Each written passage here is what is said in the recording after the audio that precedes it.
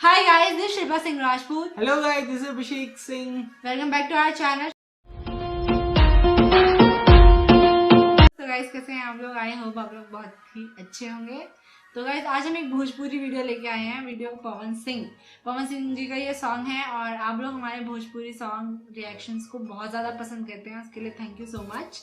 और प्लीज़ इसी तरीके से सपोर्ट करते रहिए और वीडियोस को लाइक करते रहिए। अगर आप हमें पहली बार देख रहे हैं तो प्लीज़ हमारे चैनल को सब्सक्राइब कर लीजिए। हम इसी तरह के अच्छे अच्छे रिएक्शंस लेके आते हैं और बिना किसी देरी के रिएक्शन स्टार्ट करते हैं, फिर बातें करेंगे। Here we go guys, 1 2 3 and start.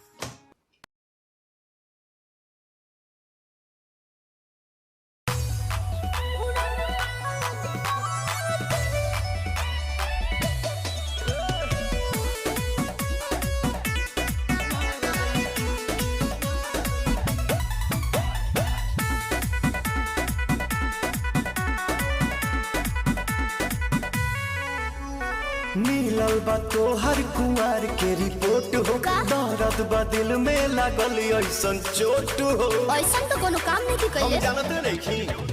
मिलल बा तोहर कुंवर के रिपोर्ट हो, दर्द बा दिल में लागल ऐसन चोट हो।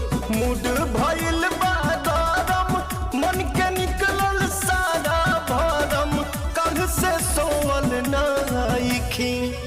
जदे हो कुंवर के होई उड़न बाज लोए के, तोहरा बोलमुआ दूध के धोवल नाई के।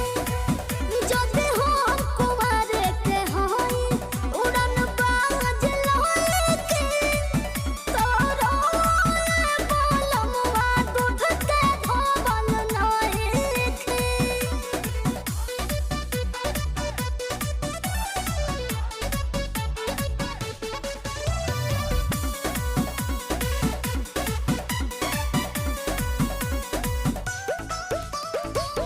नैहर में आती खूबे कैले बाड़ू, बनतारू भगतिन चूहा खैले बाड़ू।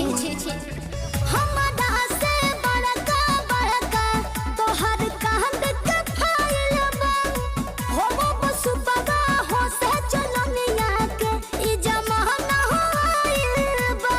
अरे चोरी के सीना जोरी कैल छोड़ी दो ये गोरी, बाड़ू खिलाड़ी नाइकी।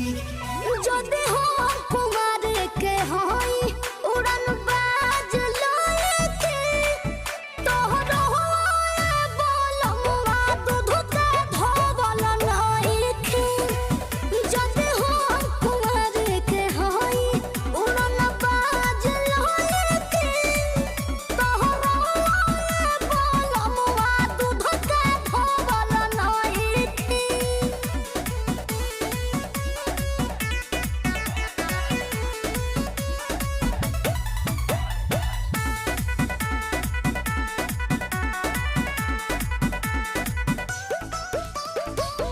मुहा मोही तहरे सगर चर्चा बाटे, छपल बदनामी के गोरी परचा बाटे।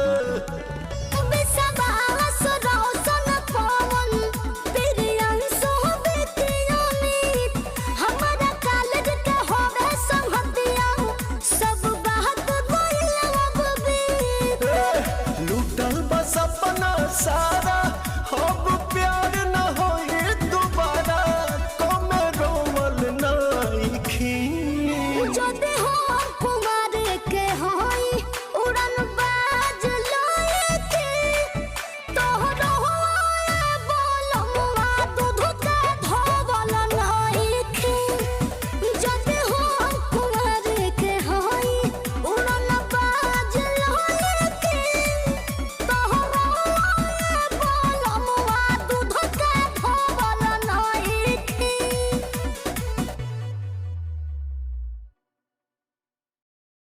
बोल रहे हैं ये लोग।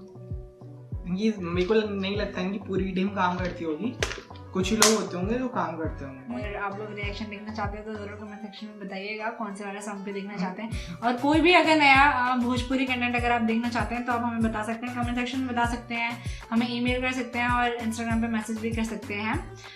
क्या एक बोलना चीज मेरे को चाहोगे? बहुत अच्छी लगी कि ये लोग डांस करते टाइम भी अपने एक्सप्रेशंस नहीं छोड़ रहे थे, मतलब वो हाँ। जो एक्ट्रेस हीरोइन जो भी बोल सकते हैं, हाँ। वो जो थी वो जब अपनी परेशानियां बता रही थी वो डांस भी कर रही थी और एक अपने मेन चीज ये लगती फेस पे है एक्सप्रेशन भी दिखा रही थी। भोजपुरी सॉन्ग की खास बात भी ये है ना कि वो लोग कम्युनिकेट करते हुए गाना बनते हैं उनके, जैसे कम्युनिकेशन हो रहा हो ना, इधर से ये कुछ बोलती है, जैसे मुझे ये वाली चीज़ बहुत अच्छी लगती है, मुझे बहुत मजा आता है ये सब ऐसे देखने में।